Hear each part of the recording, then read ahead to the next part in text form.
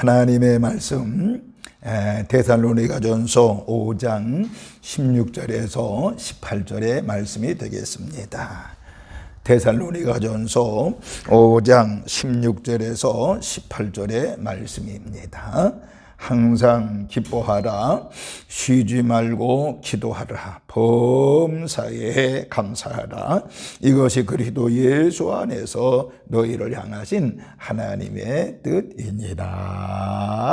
아멘, 아멘. 잠시 기도하겠습니다. 걸어가신 하나님, 오늘 이렇게 또 금요 기도에 달려나와서 하나님 아버지 앞에 예배하며 기도할 수 있는 은혜 주신 것을 진심으로 감사를 드립니다. 하나님 아버지, 오늘 말씀을 듣는 시간입니다.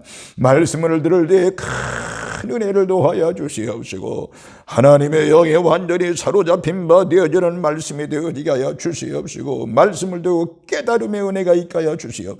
말씀의 놀라운 능력을 체험하고 말씀 속에 기적을 보는 우리 모든 성도들 되어지게 하여 주옵소서. 감사드리며 예수님의 이름으로 축복하며 기도하옵나이다. 아멘, 아멘. 할렐루야.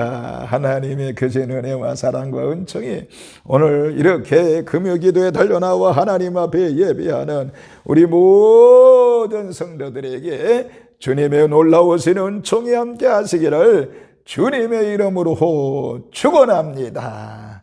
한 주간 승리하셨지요?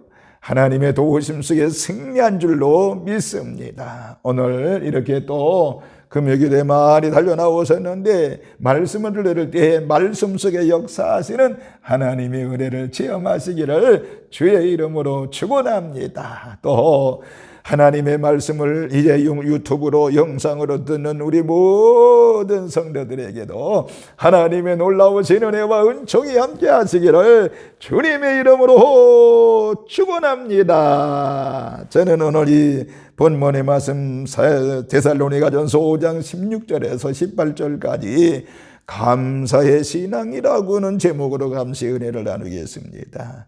우리가 이제 오늘 금요기도이죠. 내일 모레 주일인데 우리 11월 셋째 주일은 추수감사의 주일로 하나님 앞에 영광 올려드리는데 여러분들 모두가 이 추수감사 주일에 하나님 앞에 영광 돌려지기를 바라면서 그래서 오늘 이 금요기도회 때 오늘 본문을 통해서 감사의 신앙이라고 하는 제목으로 잠시 은혜를 나누고자 합니다. 여러분, 우리의 신앙생활 속에 감사가 얼마나 중요한 것인 것을 깨달아야 참으로 아름다운 이제 신앙이라고 볼 수가 있는 것입니다. 감사의 신앙. 그래서 오늘 본문에 뭐라고 그랬어요? 범사에 감사하라. 이것이 그리스도 예수 안에서 너희를 향하신 하나님의 뜻이라고 분명히 말씀하고 있습니다. 그러면 우리가 감사의 신앙 가지려고 그러면 어떻게 될까요?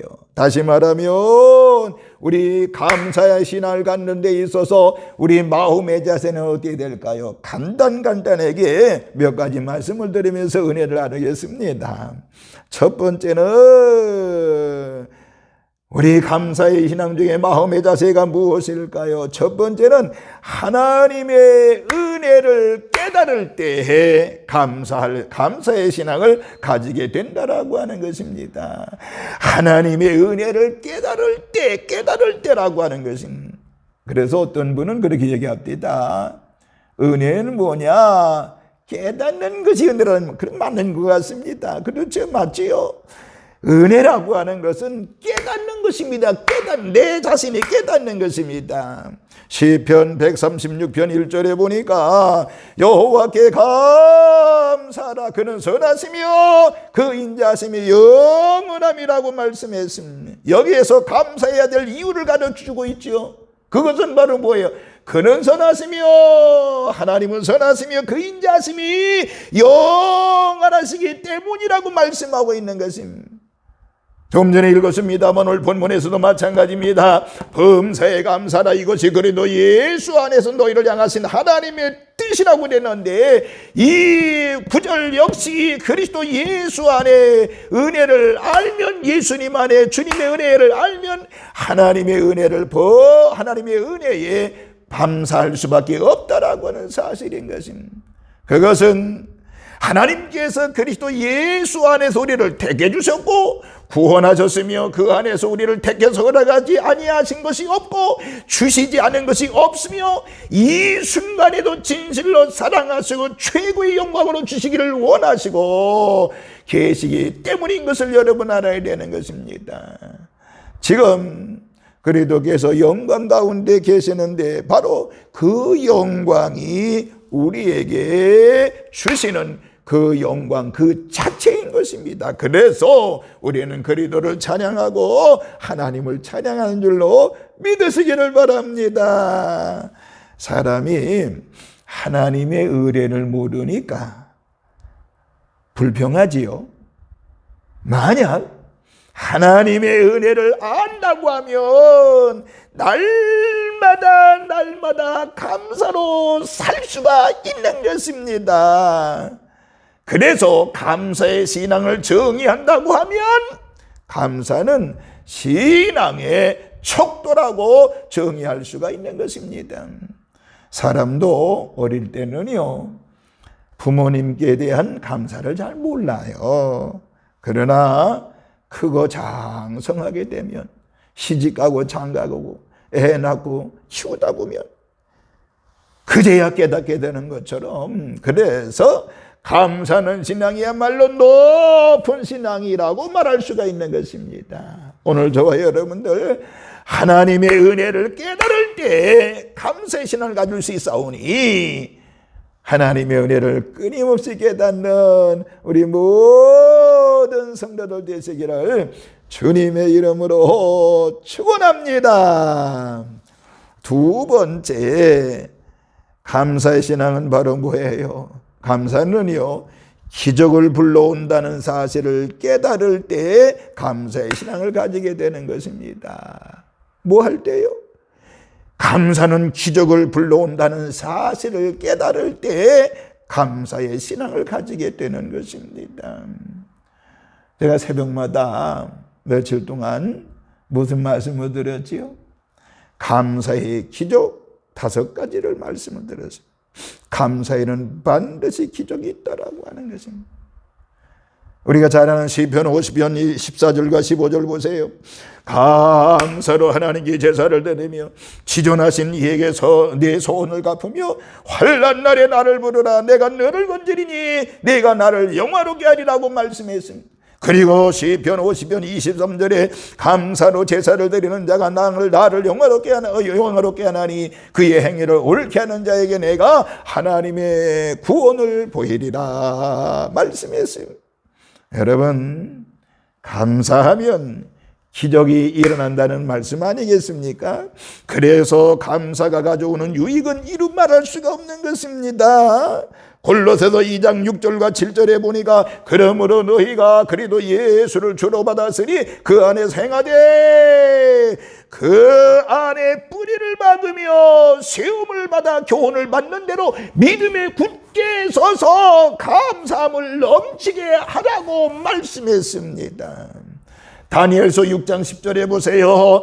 다니엘이 하나님 앞에 감사했습니다. 매일매일 같이 감사했던 다니엘을 보세요. 하나님께서 그를 얼마나 사랑했습니까? 그래서 그는 순간순간마다 더 하나님의 더 큰 은혜, 하나님이 더 큰 은혜, 더 좋은 것으로 채워주셨고요. 역경이나 역경이나 환난 속에서도 언제나 그와 함께했던 것을 알 수가 있습니다.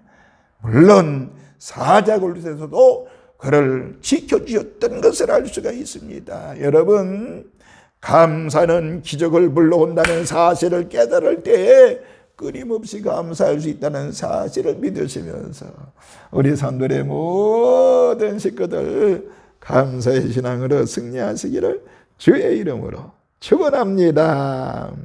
세 번째, 감사는요, 하나님의 강력한 요구임을 깨달을 때 감사의 신앙을 가지게 되는 것입니다. 뭐라고요? 감사는요, 하나님의 강력한 요구, 강력한 요구라고 하는 것입니다. 이걸 깨달을 때 감사의 신앙을 가질 수가 있는 것이죠. 여호와께 감사라는 말씀은요, 사실은 명령입니다. 명령입니다. 오늘 본문에도 뭐라 그래요? 항상 기뻐하라. 명령이죠. 쉬지 말고 기도하라. 이것도 명령이죠. 세 번째 범사에 감사라. 이것도 명령인 것입니다. 그러니까 감사는 하나님의 명령입니다. 영국의 허버트 로저스라고 하는 사람은 감사를 모르는 것은 죄요, 강도요, 잔인이요, 이기주의자라고 얘기했습니다. 아주 나쁜 사람이라고 하는 이야기죠. 하나님은 우리의 찬양을 원하시지요. 사람도 남이 좋은 말을 해야 좋아하죠. 마찬가지. 나쁜 말을 하면 싫어하죠. 마찬가지입니다. 하나님께서도 그렇습니다. 하나님이 좋다고 영광 돌려, 감사하다고 영광 돌려, 하나님이 기뻐하신다는 사실을 믿으시길 바랍니다. 누가복음 17장 말씀 잘 알지요? 예수님께서 10명의 이제 나병 환자를 고쳐주었습니다. 그러나 찾아와서 감사했던 한 사람뿐이었습니다. 그때 10사람이 다 깨끗함을 받았는지 9은 어디에 있느냐라고 말씀했지 않았습니까? 예수님은 감사하는 자를 찾으시고 요구하신다라고 하는 것입니다. 그러니까 하나님은요, 감사하지 않으면 소원해 하신다라고 하는 것입니다. 하나님은 누구보다 자기의 자녀의 신앙을 더 기뻐한다는 사실을 기억하시면서 하나님은 하나님의 강력한 요구임을 깨달을 때 감사의 신앙을 가질 수 있으니 여러분, 하나님의 명령에 순종하여 늘 감사의 신앙으로 승리하시는 우리 산돌의 식구들 되시기를 주님의 이름으로 축원합니다. 마지막 네 번째 결론입니다. 하나님은 감사의 제사를 기뻐한다라고 하는 것입니다. 하나님은 언제나 감사의 제사를 기뻐하신다라고 하는 것입니다. 하나님은 마음 없는 것 받지 않으십니다. 작은 것 하나라도 감사의 마음을 담겨야 된다라고 하는, 그래서 우리는 미리미리 하나님 아버지 앞에 감사의 마음을 준비하고 미리미리 준비하는 마음이 있어야 됩니다. 특별히 우리가 다음 주일은 추수감사주일로 지키는데 출애굽기 23장 15절에 빈손으로 내게 보이지 말지니라 라고 그랬습니다. 왜냐하면 진실한 마음은 물질로서 표시가 이루어지기 때문에 그런 것입니다. 그러므로 우리 성도들이요, 없으면 없는 대로, 있으면 있는 대로, 그러나 최선을 다해 하나님 앞에 드려야 되는 것입니다. 하나님은 없는 것을 내놓으시라고 하시는 분이 아닙니다. 우리는 자신의 삶에서 최선을 다하여 정성을 다해야 될 때에, 정성을 다할 때에 하나님께서 크신 은혜와 사랑으로 함께 하실 줄로 믿습니다. 여러분, 감사가 그 사람의 신앙의 촉도가 되는 것입니다. 신앙생활에서 감사만큼 귀한 것은 없습니다. 그 안에는 믿음도 들어있고 예배도 들어있고 또 시인도 들어있고 복도 들어있는 것입니다. 하나님께서는 우리가 감사의 신앙으로 장성하기를 원하시는 것입니다. 결국 감사는 자신을 위해서라도 굉장히 필요한 것이죠. 우리 모두 하나님의 은혜를 깨닫는 우리 산돌의 식구들 되시기를 주님의 이름으로 축원합니다. 감사에는 이적 기적이 있습니다. 감사가 하나님의 강력한 요구심을 믿어야 되는 것입니다. 그리고 하나님께 하나님은 감사를 기뻐하심을 깨달으시기를 바라면서 우리 모두 이 감사의 달에 감사의 신앙을 가지고 하나님께 사랑을 받는 우리 산돌의 모든 식구들 되시기를 주님의 이름으로 축원합니다. 할렐루야. 기도하겠습니다. 걸어가신 하나님, 주의 사랑과 은혜를 감사합니다. 다음 주일은 우리 추수감사주일로 하나님 앞에 영광 올려드리는데 우리 모두에게 추수감사절로 영광 돌리는 우리 산돌의 식구들 되어지게 하여 주시옵시고, 그래서 감사의 신앙으로 승리하는 하나님의 백성들이 되어지게 하여 주옵소서. 하나님의 은혜 속에 감사하고 결심하고 결단한 우리 모든 성도들에게 하나님의 거센 은혜와 은총으로 역사하여 주옵소서. 오늘도 하나님 찬송하고 기도할 때에 또 한수할 때에 오늘 하나님께서 기적을 베풀어 주실 줄로 믿습니다. 부족한 종을 성령의 도구, 능력의 도구, 권능의 도구로 사용하여 주옵소서. 예수님의 이름으로 축복하며 기도하옵나이다. 아멘. 아멘.